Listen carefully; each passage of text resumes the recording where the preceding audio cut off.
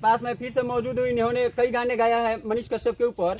और मनीष कश्यप अभी तमिलनाडु से के मदुरई जेल से यहाँ आने वाले थे। बेतिया कोर्ट में इनकी पेशी थी मनीष कश्यप की, और बेतिया नहीं लाया गया बेतिया कोर्ट में, तो इस पे भी इन्होंने गाना गाया है। उसका सबसे पहले मतलब सुनने आपको सुनाएंगे कि कौन सा गाना है इनका। सबसे पहले तो आपका हमारे चैनल में स्वागत है। हमारे सभी दर्शकों को सादर प्रणाम है मेरा। जितने भी हमारे दर्शक देख रहे हैं सबको नमस्कार करती हूँ दिल से, तहे दिल से। तो अच्छा मनीष का तमिलनाडु से अवतारे बिहार के अपन भैया, अरे तमिलनाडु से अवतारे बिहार के अपन भैया, हो भैया से मिले खातिर दिलवा बेचैन भइल बा, कबले ओहे मनीष भैया इंतजार कोरिला, कबले ओहे मनीष कश्यप उनके राह देखिला। बहुत बढ़िया। और भी मतलब मनीष कश्यप पे आपका जो पुराना मतलब सबसे वायरल जो आपका गाना होगा, थोड़ा उस गाने का भी थोड़ा मुखड़ा सुना दीजिए। जी हाँ। कर जोड़ी बिनती करी कोहिले सच्चाई, गौवा समाज रोवे रोवे सब लुगाई, रोवतरी गौवा के बुढ़िया हो माई, कहिया ले बबुआ के हुई है रिहाई, कहिया ले बबुआ के हुई है रिहाई।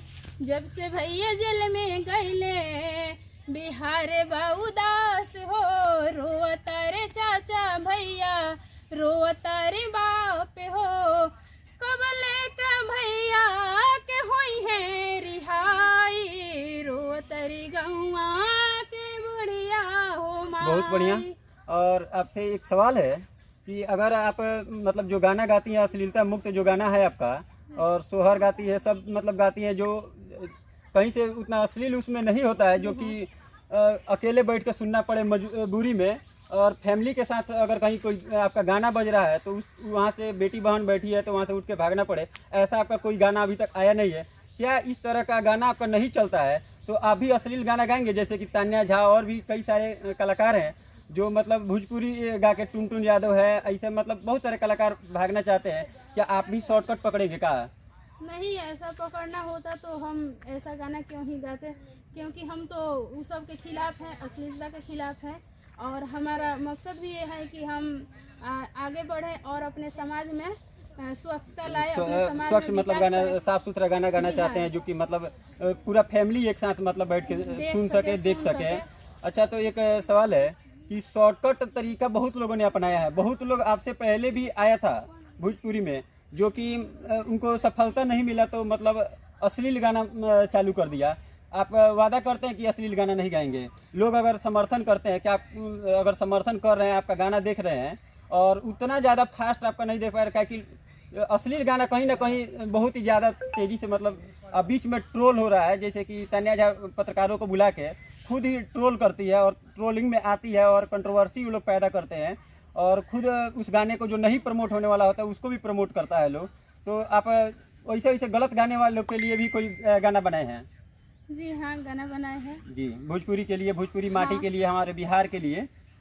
हाँ, भोजपुरी गाना बनाए हैं। जी बताइए। भोजपुरी हमारे पहचान हवे, आन बान शान हवे हो, अरे भोजपुरी हमारे पहचान हवे, आन बान शान हवे हो, यारे काहे बॉबी गंदा गीतिया गाई, भोजपुरी डुबावेलू हो, अरे काहे बाबू गंदा गीतिया गाई, बिहार के बदनाम करहो।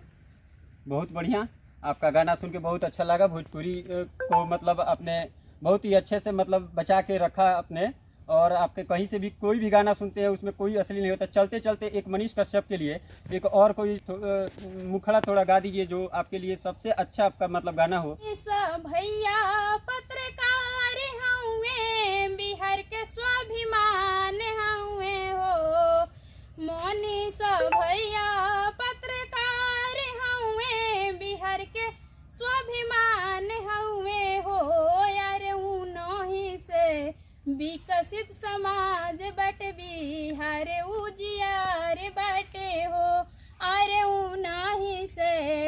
विकसित समाज हमर बिहार उजियार बाटे हो।